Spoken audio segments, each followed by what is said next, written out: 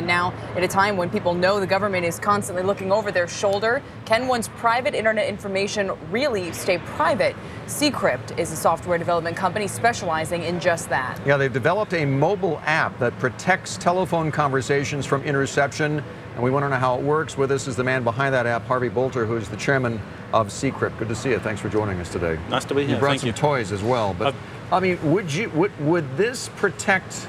You know, what we're learning in the NSA program, they're not listening to the phone calls. They're tracking the calls being made, but they're not listening in. Is that what this would protect from as well? This protects both. So it encrypts the call to a very high standard, end to end, but it also protects all the metadata. So the reason they have metadata is to bill you.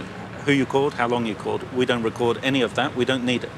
You download the app, and the minute you've downloaded it, anybody else with the app, you essentially can call them, and you have a free call. You're not going to learn much from seeing it, but you can have a free call internationally all around the world because it uses data, and it also uses high-grade encryption.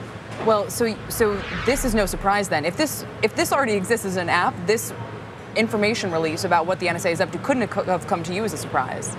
No, it didn't really come to us as a surprise, but I think the important thing in this privacy debate is that corporations, and individuals in America also need protection. Corporations have trade secrets, they have intellectual property. But wait a minute, is this about protecting corporations and people, or is this ultimately about being used by the wrong kind of people to make sure that if they're up to no good, they don't have to worry about the government? That was my next question. What's to keep the bad guys from buying your app? There's many things in everyday life that you can use, for an offensive weapon. I could ask you, when did you last use your kitchen knife to stab your neighbor? And this can be used by the wrong people as well, but we will work with law enforcement to mitigate that risk. And whilst the encryption is extremely strong, if the NSA really wanted to break it, they have the computing power to break it. Is this illegal? Are these kinds of apps illegal? These are legal. These are completely legal globally, right around the world. Who's carrying it for you, right? I mean, what can I get this on my Verizon phone? You can get it on your Verizon phone. You basically download it from the iTunes Store or the Google Play Store, and you're up and running. But you believe that the NSA could crack this code?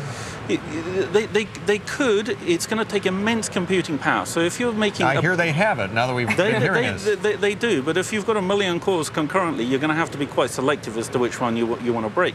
If you made 1 billion guesses per second, it might take you 30, 40 years to break a single call, and every call gets a new key. Just briefly tell us what the Zach Morris-looking phone right there is as well. So this is the same app on an iPhone 4 in a data sleeve, a Pretoria data sleeve.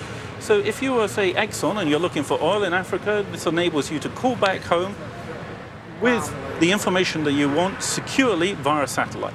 And so this is one of the latest products available, and we have a partnership with Pretoria to deliver those kind of security solutions to people who need them in hostile zones. So just as soon as people catch up with some of the communication systems, they're moving one step ahead. Thank you so much for being here to tell us about it. Good stuff. My pleasure. Thanks for joining us pleasure. today. Appreciate it. Thank you.